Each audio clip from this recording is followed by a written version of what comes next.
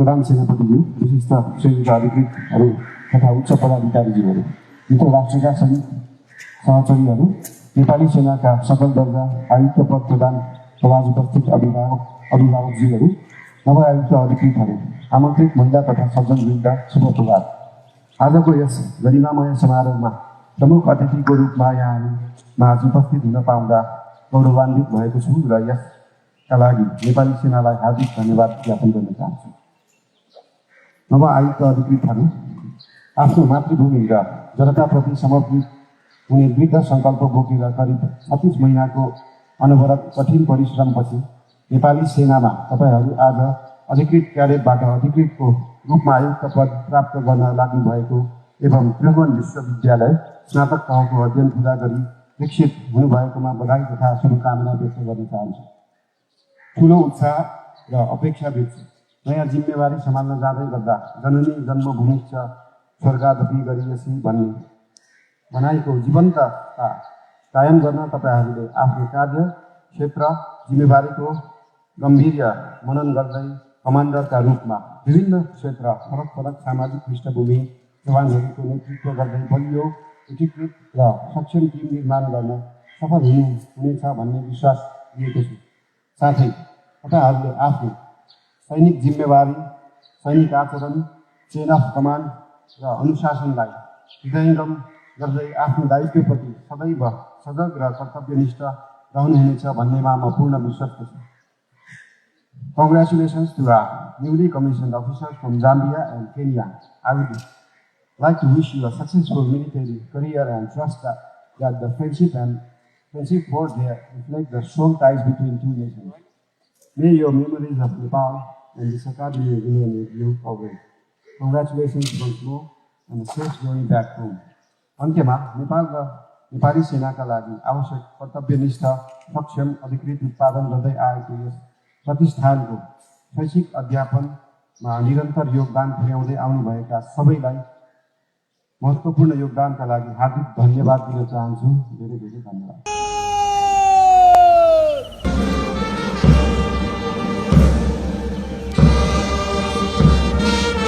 प्रमुख अतिथि माननीय प्रधानमन्त्री श्री बालेन्द्र शाह, प्रधान सेनापतिज्यू, विशिष्ट सैनिक अधिकृतहरू तथा उच्च पदाधिकारीज्यूहरू, मित्र राष्ट्रका सैनिक सहचरीहरू, नेपाली सेनाका सकल दर्जा आयुक्त पद प्रदान सभाज उपस्थित अभिभावकज्यूहरू, नवआयुक्त अधिकृतहरू, आमन्त्रित महिला तथा सज्जनवृन्द, शुभ प्रभात। आजको यस गरिमामय समारोहमा प्रमुख अतिथिको रूपमा यहाँ उपस्थित हुन पाउँदा गौरवान्वित भएको छु र यसका लागि नेपाली सेनालाई हार्दिक धन्यवाद ज्ञापन गर्न चाहन्छु। नवआयुक्त अधिकृतहरू आफ्नो मातृभूमि र जनताप्रति समर्पित हुने दृढ सङ्कल्प बोकेर करिब 36 महिनाको अनवरत कठिन परिश्रमपछि नेपाली सेनामा तपाईहरू आज अधिकृत क्याडेटबाट अधिकृतको रूपमा आयुक्त पद प्राप्त गर्न लाग्नु भएको एवं त्रिभुवन विश्वविद्यालय स्नातक तहको अध्ययन पूरा गरी विकसित हुनुभएकोमा बधाई तथा शुभकामना व्यक्त गर्न चाहन्छु। ठुलो उत्साह र अपेक्षा बिच नयाँ जिम्मेवारी सम्हाल्न जाँदै गर्दा जननी जन्मभूमि च स्वर्गादपि गरियसी भन्ने भनाइको जीवन्तता कायम गर्न तपाईहरूले आफ्नो कार्य क्षेत्र जिम्मेवारीको गम्भीर्य मनन गर्दै कमान्डरका रूपमा विभिन्न क्षेत्र फरक सामाजिक पृष्ठभूमि जवानहरूको नेतृत्व गर्दै बलियो एकीकृत र सक्षम टिम निर्माण गर्न सफल हुनेछ भन्ने विश्वास लिएको छु। साथै तपाईहरूले आफ्नो सैनिक जिम्मेवारी, सैनिक आचरण, चेन अफ कमान्ड र अनुशासनलाई हृदयङ्गम गर्दै आफ्नो दायित्वप्रति सदैव सजग र कर्तव्यनिष्ठ रहनुहुनेछ भन्नेमा म पूर्ण विश्वस्त छु। Congratulations to our newly commissioned officers from Zambia and Kenya. I would like to wish you a successful military career and trust that the friendship forged there reflect the strong ties between two nations. May your memories of Nepal and this academy remain with you always. Congratulations once more and a safe journey back home. अन्त्यमा नेपाल र नेपाली सेनाका लागि आवश्यक कर्तव्यनिष्ठ सक्षम अधिकृत उत्पादन गर्दै आएको यस प्रतिष्ठानको शैक्षिक अध्यापनमा निरन्तर योगदान पुर्याउँदै आउनुभएका सबैलाई महत्त्वपूर्ण योगदानका लागि हार्दिक धन्यवाद दिन चाहन्छु।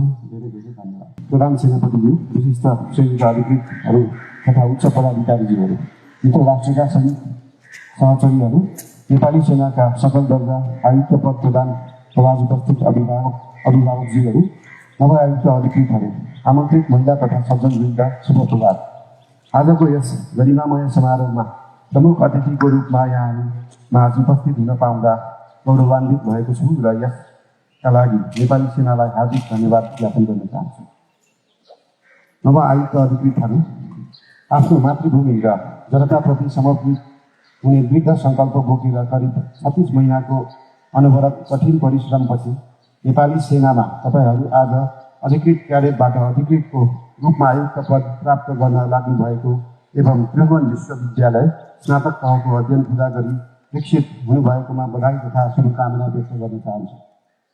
ठुलो उत्साह र अपेक्षा बिच नयाँ जिम्मेवारी सम्हाल्न जाँदै गर्दा जननी जन्मभूमिश्च स्वर्गादपि गरियसी भन्ने भनाइको जीवन्तता कायम गर्न तपाईँहरूले आफ्नो कार्य क्षेत्र जिम्मेवारीको गम्भीर्य मनन गर्दै कमान्डरका रूपमा विभिन्न क्षेत्र फरक फरक सामाजिक पृष्ठभूमि जवानहरूको नेतृत्व गर्दै बलियो एकीकृत र सक्षम टिम निर्माण गर्न सफल हुनेछ भन्ने विश्वास लिएको छु। साथै तपाईँहरूले आफ्नो सैनिक जिम्मेवारी, सैनिक आचरण, चेन अफ कमान्ड र अनुशासनलाई हृदयङ्गम गर्दै आफ्नो दायित्वप्रति सदैव सजग र कर्तव्यनिष्ठ रहनुहुनेछ भन्नेमा म पूर्ण विश्वस्त छु। Congratulations to our newly commissioned officers from Zambia and Kenya. I would like to wish you a successful military career and trust that the friendship forged there reflect the strong ties between two nations. May your memories of Nepal and this academy remain with you always. Congratulations once more and a safe journey back home. अन्त्यमा नेपाल र नेपाली सेनाका लागि आवश्यक कर्तव्यनिष्ठ सक्षम अधिकृत उत्पादन गर्दै आएको यस प्रतिष्ठानको शैक्षिक अध्यापनमा निरन्तर योगदान पुर्याउँदै आउनुभएका सबैलाई महत्त्वपूर्ण योगदानका लागि हार्दिक धन्यवाद दिन चाहन्छु।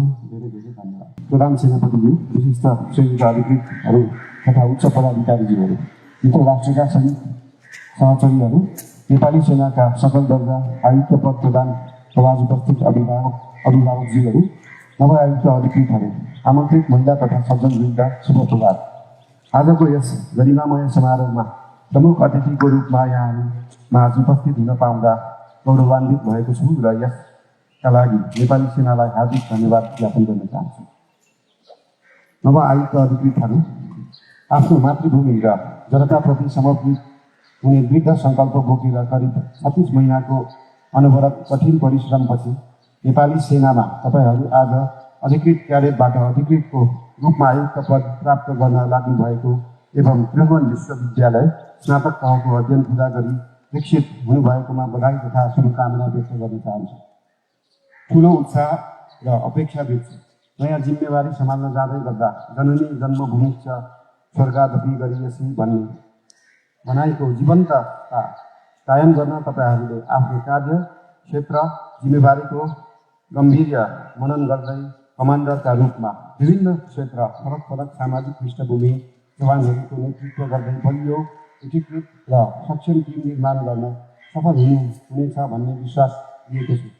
साथै तपाईँहरूले आफ्नो सैनिक जिम्मेवारी, सैनिक आचरण, चेन अफ कमान्ड र अनुशासनलाई हृदयङ्गम गर्दै आफ्नो दायित्वप्रति सदैव सजग र कर्तव्यनिष्ठ रहनुहुनेछ भन्नेमा म पूर्ण विश्वस्त छु। Congratulations to our newly commissioned officers from Zambia and Kenya. I would like to wish you a successful military career and trust that the friendship forged there reflect the strong ties between two nations. May your memories of Nepal and this academy remain with you always. Congratulations once more and a safe journey back home. अन्त्यमा नेपाल र नेपाली सेनाका लागि आवश्यक कर्तव्यनिष्ठ सक्षम अधिकृत उत्पादन गर्दै आएको यस प्रतिष्ठानको शैक्षिक अध्यापनमा निरन्तर योगदान पुर्याउँदै आउनुभएका सबैलाई महत्त्वपूर्ण योगदानका लागि हार्दिक धन्यवाद दिन चाहन्छु। धेरै धेरै धन्यवाद।